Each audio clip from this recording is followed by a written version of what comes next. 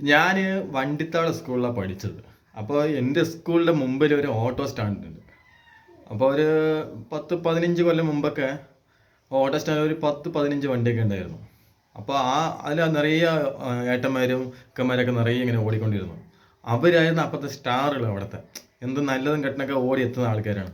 നമ്മളിപ്പോൾ അവൻ്റെ ഓട്ടോയിൽ കയറി വെച്ചാൽ എൻ്റെ അമ്മയുടെ വീട്ടിൽ പോകണം, അല്ല എൻ്റെ മാമൻ്റെ വീട്ടിൽ പോകണം, അല്ല എൻ്റെ ചെറിയച്ഛൻ്റെ വീട്ടിൽ പോകണം എന്ന് മാത്രം പറഞ്ഞാൽ മതി. ഏത് റൂട്ടൊന്നും പറയണ്ട, എല്ലാവർക്കും അറിയാം.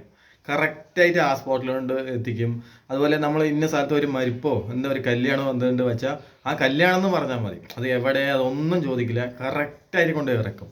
പക്ഷേ ഞാൻ ഇന്ന് കച്ചവടം കഴിഞ്ഞിട്ട് വരുന്ന സമയത്ത് അവരെ നോക്കി, ഞാൻ ആ സ്റ്റാൻഡിൽ നോക്കി, കുറഞ്ഞ ഒരു 30 ഓട്ടോ ഉണ്ടാവും. പക്ഷെ ഈ പഴയ ആൾക്കാർ ഇങ്ങനെ ലീഡിങ് തള്ളി തള്ളി തള്ളി ഇവർ മുമ്പിലെത്തുമ്പോഴേക്കും ഒരുപാട് സമയമെടുക്കും. നല്ല ഓട്ടം, ഫസ്റ്റൊക്കെ നല്ല ഓട്ടം ഉണ്ടായിരുന്ന ആൾക്കാരാണ്. അപ്പം ഇപ്പം അത് കാണുമ്പോഴേക്കും ഭയങ്കര സങ്കടം തോന്നി.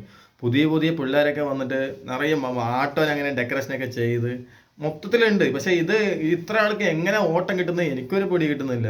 പിന്നെ അതില്ലാതെ ഇപ്പം എല്ലാം മൊബൈൽ കോളിങ്ങിലൊക്കെയാണ് ഓട്ടം വിളിക്കുന്നത്.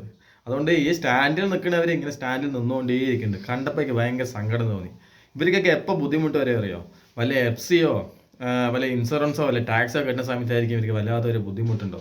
എന്നിട്ട് ഓട്ടം കിട്ടിയാലേ നമുക്കിത് ചെയ്യാൻ പറ്റുള്ളൂ. പക്ഷെ അന്ന് ഈ സ്റ്റാറായ ആൾക്കാർ ഇന്ന് ഇങ്ങനെ തലയും താത്തി ഇരുന്ന് ഇങ്ങനെ മൊബൈൽ നോക്കി നോക്കുമ്പോൾ ഭയങ്കര സങ്കടം തോന്നി. അപ്പോൾ എനിക്ക് ഈ വീഡിയോ ചെയ്യണം തോന്നിയിട്ടാണ് ഈ വീഡിയോ ചെയ്തത്.